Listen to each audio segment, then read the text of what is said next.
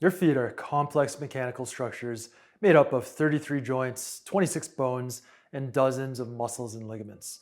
They're designed for absorbing and generating force for movement, and they also provide your body with proprioception, which is information that comes directly from receptors in your feet, in the muscles and in the joints, that goes right up to your brain to help your brain generate the proper movement and activation patterns. But they're neglected and worse, stuffed into shoes all day, aka foot coffins, that leads to atrophy, weakness, and dysfunction. And when there's dysfunction, every step you take has effects up the chain and can lead to issues at the knees, hips, and even the low back. If you're ready to stop neglecting them and giving them the proper care they need, watch this video for the 5 keys to lasting pain relief, mobility, and stability. Coach E from Precision Movement here, and today is quite a momentous day for us at Precision Movement and for everybody who wants to move freely and without pain, because today is the launch of our foot and ankle pain solution program.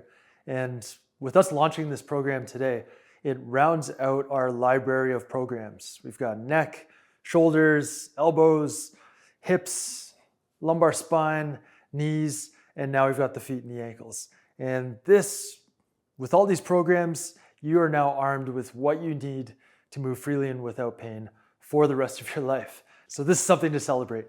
If you want to check out this program, we'll be putting the link down in the description below or maybe up above. And you can get that added to your library for another tool in your toolbox to movement longevity.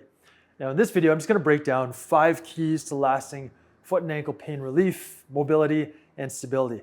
And for any of these things, pain relief, mobility, and stability, you need them all. For each one of them, you need them all. And that's a key. Our bodies are holistic and we need to address all of the things for proper function if we want any individual benefits like pain relief, mobility, or stability. So I'm going to break down 5 keys. I've got some scientific research. I've got some little clips for you. And after watching this video, you'll understand what you need to do for these benefits. So the first key is we need to mobilize joints. As I said in the introduction here, 33 joints in the feet alone. That's a lot of joints.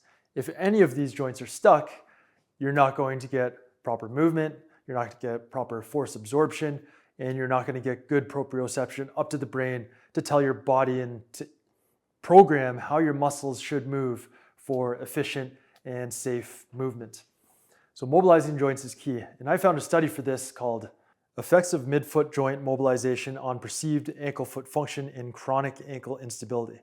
This is published in the Journal of Sport Rehabilitation in 2022. This study included 20 participants with chronic ankle instability, and they were instructed in a stretching, strengthening, and balance home exercise program, and then were randomized to receive either midfoot joint mobilizations or a sham. And after just 1 week, the researchers found that there was greater improved outcomes in rear foot inversion mobility, plantar flexion mobility, and posteromedial dynamic balance. So by mobilizing joints, not only did mobility improve, but also balance. And that just goes to show the importance of proper joint mobility to proprioception. Key number 2 is, you're following along here, are you guessing correctly? Muscle activation. If you followed us here on YouTube for a while, you've undoubtedly heard of the intrinsic foot muscles and the short and skinny foot exercise. This is so important because on the bottom of the feet, we've got 4 layers of muscles, and they're there for a reason. 1, to absorb force. 2, to provide proprioception to your brain for good movement patterns. If these muscles are asleep, if they're weak, if they're just not doing their job, then we need to fix this problem. And I found another good study on this called Effects of Intrinsic Foot Muscle Strengthening on the Medial Longitudinal Arch Mobility and Function. This was a systematic review, and after the review, the researchers concluded that intrinsic foot muscle strengthening exercises change medial longitudinal arch mobility. That's the ability of the arch to go up and down in the medium term, which is 8 weeks, and it improved the dynamic balance of healthy individuals in short and medium terms. When your arch can go up and down and it's active. Its ability to absorb force goes up, and its ability to provide your body with proprioception, proprioceptive information, also goes up. And that's why your balance improves there. And I know if researchers did a big enough study and correlated this ability of your arch to go up and down, you'd also find decreased problems at the knee and decreased problems at the hip. And it's not just the intrinsic foot muscles, but there are other deep muscles that often go to sleep as well, where the superficial muscles can overwork and become problematic. So muscle like the soleus, which is the deep muscle of the calf group, the gastrocnemius is on top. We've got the tibialis posterior, which is kind of underneath the tibialis anterior, but it doesn't do the exact same thing, but it's also often sleepy. The bottom line is we've got to make sure all of the muscles of every joint of our body are working properly if we want that joint to be healthy and functional for the long term. The third key is active range of motion. Not just passive range of motion, which is what you work on and build through static stretching, but active range of motion, which is your ability to enter, stabilize, and exit any range of motion. And that could be an isolated range of motion like my elbow, or it could be some kind of dynamic, functional, compound movement, complex movement that incorporates multiple joints. We need to be able to get in there, stabilize that area, that range of motion, and get out. And that's how we can create the most functional and the safest movement for our bodies possible. And in a study titled "Are Static Foot Posture and Ankle Dorsiflexion Range of Motion Associated with Achilles Tendinopathy," the researchers found that static foot alignment measures do not seem to be clinically relevant in patients with Achilles tendinopathy.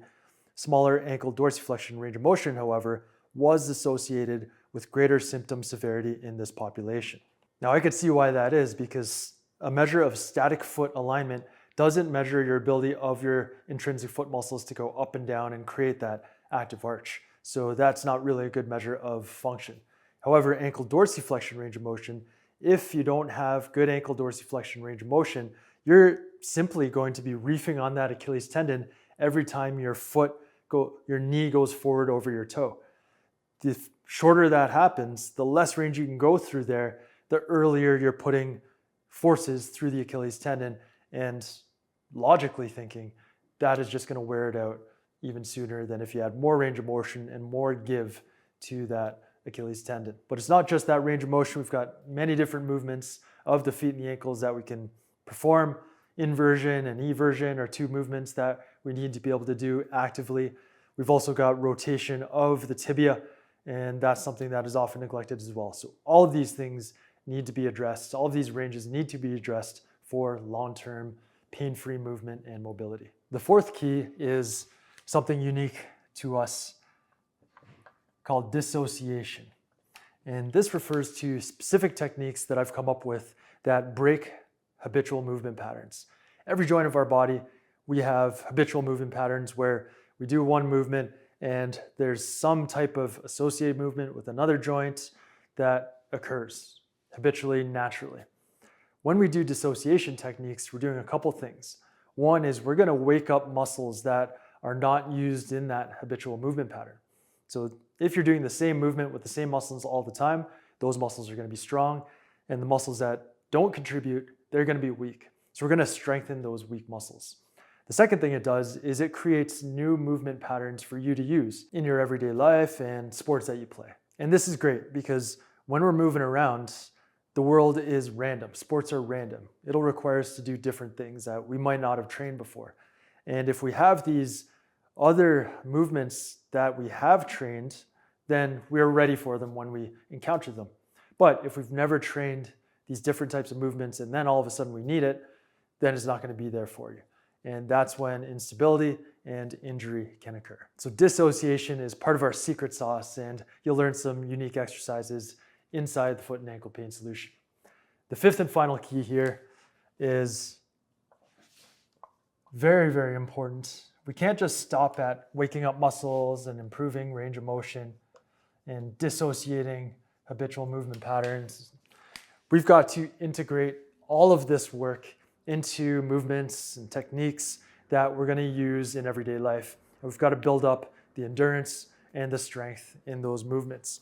Now, when it comes to the feet and the ankles and functional integration, what's really important is we need to train our bodies to generate and absorb force in different planes of motion. So generating force is like landing from a jump. If we're not training that and we step off a step, you know, when you're walking downstairs and maybe you miss a step, you're not going to be ready for that. We've also got to be able to train in different planes of motion. So jumping side to side. You're walking along the curb and then you slip off the curb. That's a situation that is ripe for an ankle sprain. But if you've trained this lateral frontal plane of motion, those tissues are going to be more ready to absorb that force. The muscles will be more ready to absorb the force. And if the muscles can't get it quick enough, then the ligaments, because you've trained them, will be stronger and might not sprain when you need them. So functional integration is a really important one for the feet and the ankles, starting with basic fundamental movement patterns like squats, lunges, hinges, and then going to higher speed movements like jumps, hops, and running. So these here are the 5 keys to lasting foot and ankle pain relief, mobility, and stability. And these keys underline the foot and ankle pain solution program that we've just launched for you, that you could check out in the link at the description below, or maybe we'll have it appear here on the video. But if you've got any problems with the feet or the ankles or knees or hips, I highly suggest you follow this program, because it's just going to shore up this area of your body that is so neglected and so important.